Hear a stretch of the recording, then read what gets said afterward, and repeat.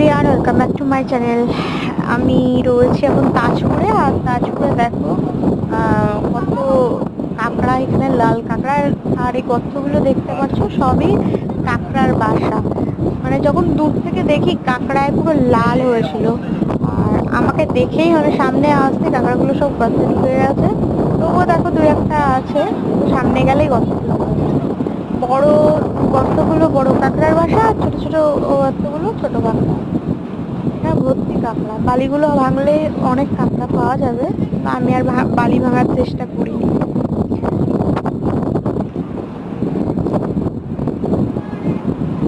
তো ভালোই লাগছে দেখতে।